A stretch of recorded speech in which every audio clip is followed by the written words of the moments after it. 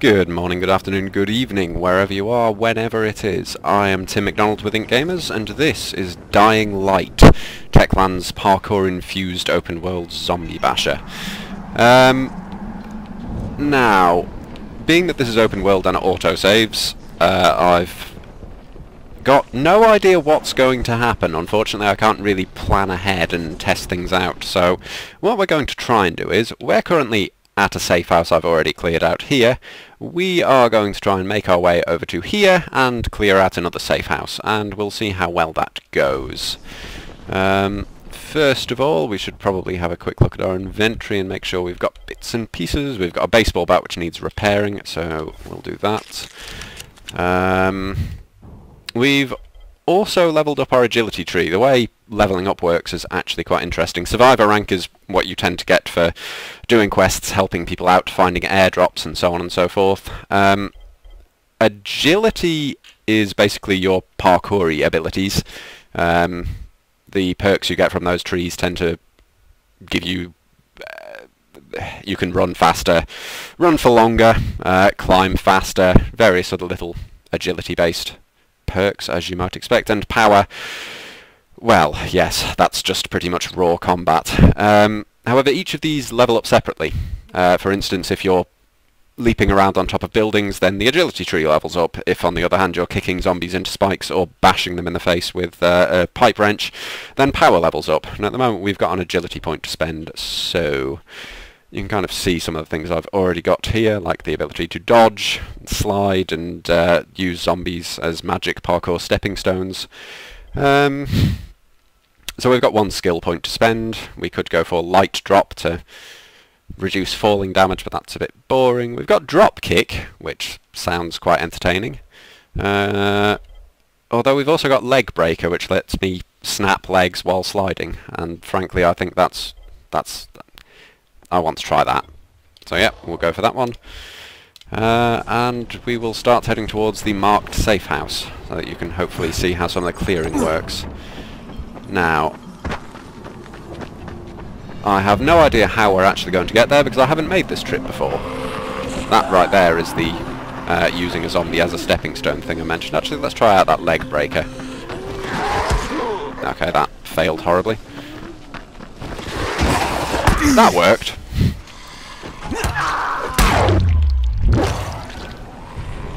Actually, did that leg breaker kill the zombie? Is he already dead? I'm not sure. Get off me! Okay. Yeah, during the day, the zombies aren't too much of a threat, although you still don't really want to fight lots of them in groups. That's a pretty good way of getting yourself into dire straits. My health is actually a bit low. Let's use one of the medkits to bring that back up to full.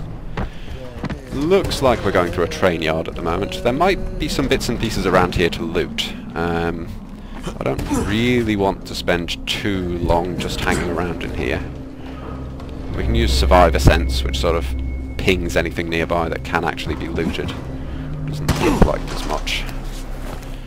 If we climb over that barricade and see if we can find a way towards the waypoint we've got set.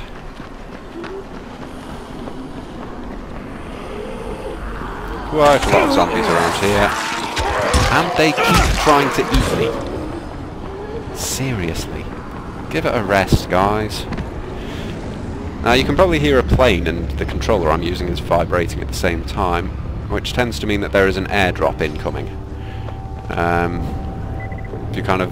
yeah, there we go, it's appeared on the minimap. If you look to see where the giant red smoke flare is, then that usually gives you a pretty good indication. And if you fancy fighting some other survivors for... okay, that's my legs broken. If you fancy fighting some other survivors, you can do so in return for airdrops, which you can give to friendly quartermasters and so on and so forth. Okay, so first of all we need to figure out how to actually get to this safe house. Going to guess over here. And up here? Maybe? We look like we're heading in roughly the right direction. Actually, we can turn off the waypoint now as well, because that's getting a bit confusing. So the safe house is further up. Can we jump up there? No. Aha, a ladder. That's probably going to be a bit more use. To clear out a safe house, there are a few things we need to do. We need to kill all of the zombies around. Wow, there's quite a lot of them. And we need to restore power. Fortunately, I have a really nice piece of heavy rebar which I can use to smash zombie skulls. Like that. Or that. Fortunately, that isn't doing wonders for my stamina. Maybe I can kick one or two of them off the roof. You do indeed have a mighty boot button, giving you the opportunity to kick zombies into spike traps, off rooftops. Basically make their lives very unpleasant. Lives? Undeaths? Take your pick. Okay, there's only 2 of them left. They shouldn't prove to be too much of a problem. I do want to try and kick one of them off the rooftop, but... there you go. And your friend there can take some rebar to the face. And we need to re-enable the power to make it actually safe by turning on the UV lights that keep the really nasty nighttime zombies out. And that should do it. Now I'm guessing it's in here. If it is, I can't get in there. No, we can't actually go in there. We've just got a sleeping bag there, which lets us skip the current time phase. And we've got access to our stash here. We've got a couple of bits and pieces in the storage. I can probably sort a few more out. Everything's in relatively good condition except for the rebar. A few bits and pieces in our inventory. We've got a few valuables we could sell. But I think that what we want to do at the moment is maybe do a bit of scavenging. We'll see if we can find anything in these surrounding buildings. I'll switch back to the baseball bat. This might remind you of Assassin's Creed if I do it right. If I do it wrong, then I'm about to die, but... yeah. You can kind of leap off into trash bags with no ill effects. So I guess it's lucky that people aren't sort of putting metal things in those trash bags, really. Anything around here? Oh, we can open up the trunk of this car. And someone was keeping a saw blade in there, as you do. Yes, we've got a nice spike trap here. I kind of want to know who set this up, because that looks... I don't know, maybe that was there before the zombie outbreak. Maybe someone was just really, really unhappy about pigeons flying low, or kids trying to climb up these things. Yeah, that's it. Just walk into that, you moron zombie. Or I can kick you into it.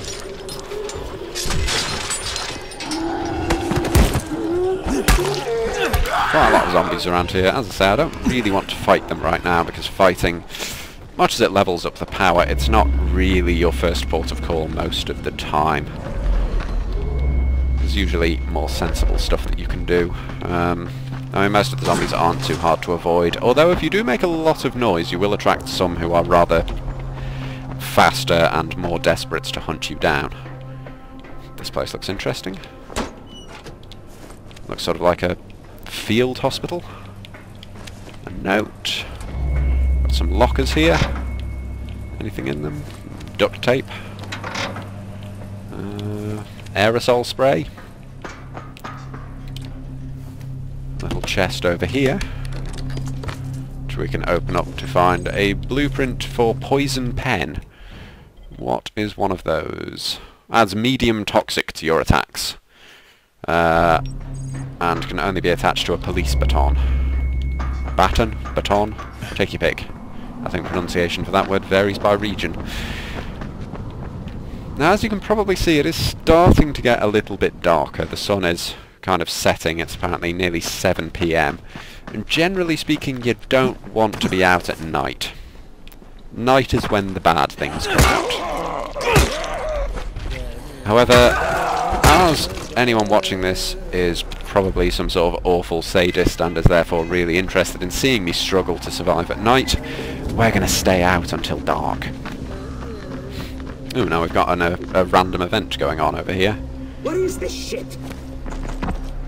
Got some other survivors out on patrol. hostile ones, unfortunately. Unfortunately, these aren't nearly as easy as zombies to take down. They can actually block your strikes. What is this? Which makes them a little bit trickier to take down. I think, yep, I managed to explode his head. His buddy's running away though. I'm not having that. And we'll chase him down if we can. Though he is going quite quickly, unfortunately.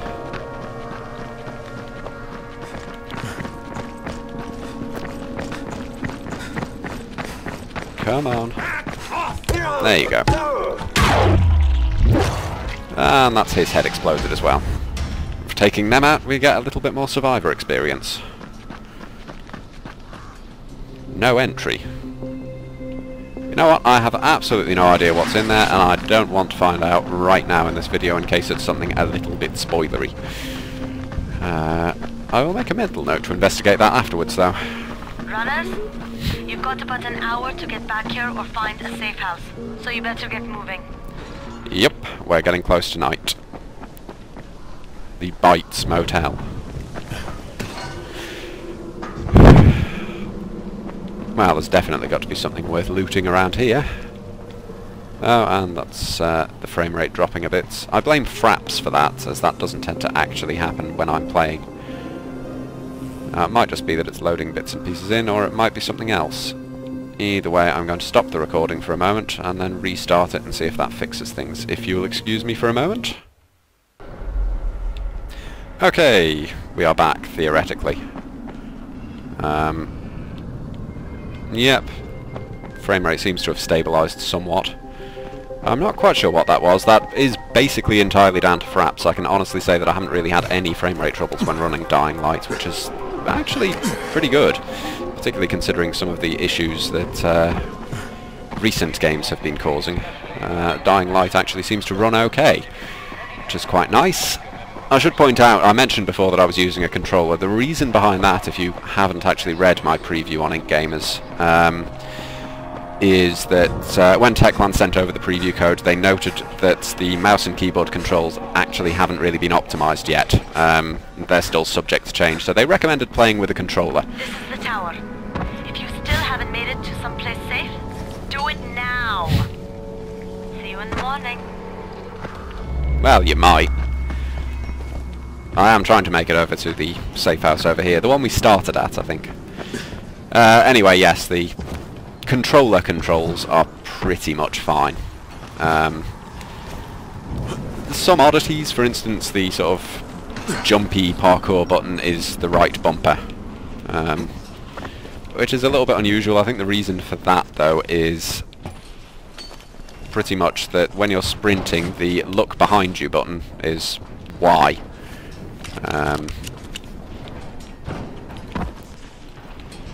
And the reasoning behind that, I suspect, well, it's basically just a case of A, triggers your survivor sense, which sort of highlights anything of note in the immediate area, but it's a hell of a lot easier to press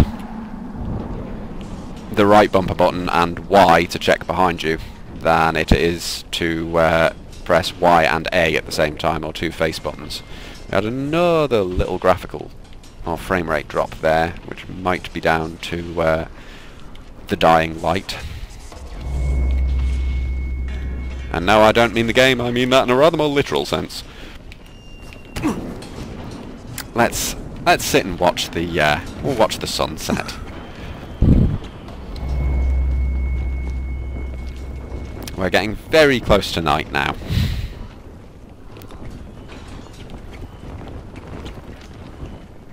Lots of lovely ambient sounds as the sun goes down, and isn't it pretty and lovely?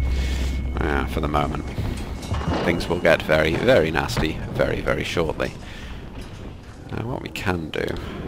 Go on, we'll rest until night for the remaining sort of 15 minutes. Oh, and it's raining. Lovely.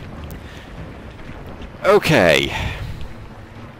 Nighttime is a time when I generally don't have a great deal of experience surviving. In fact, it's mostly just a time of day in which I die repeatedly. So yeah, it's a lot harder to see. We can sort of turn our flashlight on if we really want to attract some attention. If we ping... Oh no, it looks like we're relatively safe at the moment. Ah. Okay. At night time, Survivor Sense doesn't just ping things that you can open, it also pings, well, those. Those are the really, really nasty enemies who are more than happy to completely murder you, and will do so in seconds. You can kind of see him roaming around down there. Yeah, they're sufficiently nasty that the minimap actually adds their search cones on.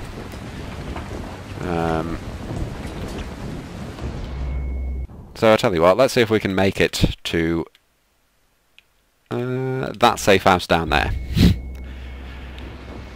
I don't have high hopes, I'm going to be honest with you. So a few things we want to do first of all. We'll set up flares to give ourselves little safe zones which may or may not work. And oh dear, there's zombies there. So, okay. Let's get moving. I have no idea how much you can see. I don't quite know how the gamma's going to be adjusted in the video, but it's really, really, really hard for me to see. So let's just keep moving quietly, stealthily. Try not to attract any attention. We've only got another 100 meters or so to go. We will continually send out Survivor Sense pings to see if we can figure out where these things are. The real nasty thing about these super zombies is they climb. Unlike the regular zombies, you are not safe just because you've managed to make it pretty much to high ground. They can chase you over pretty much all terrain. Uh-oh. Well, somebody's seen me.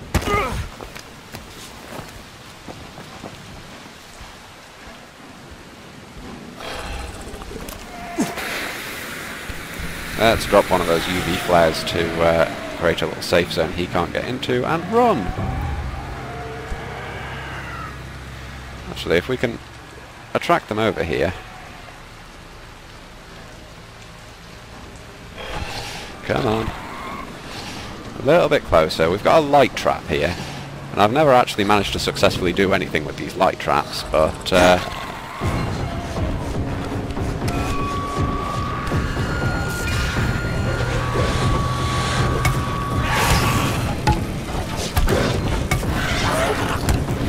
Also, at night time, you're, oh god, no. Your general gain for experience and everything else is vastly increased. Get off me. The funny thing is, the safe zone is just right here. Now, they're not chasing too carefully. And evaded. Yeah, they hunt you down, they are very fast, they are very dangerous, they are very, very nasty, and you pretty much have to remain fairly stealthy to deal with them. However, they only come out at night because UV light messes them up, which is why bits and pieces like the UV flares, the light traps, and the safe zones, which are flooded with UV lights, keep them out. Anyway, I think that's about enough of this. Hopefully you've got an idea of how Dying Light plays out. Not so much the story missions, but everything else at least. But for a few more details on it, you can have a look at the preview on IncGamers.com. Thank you very much for watching.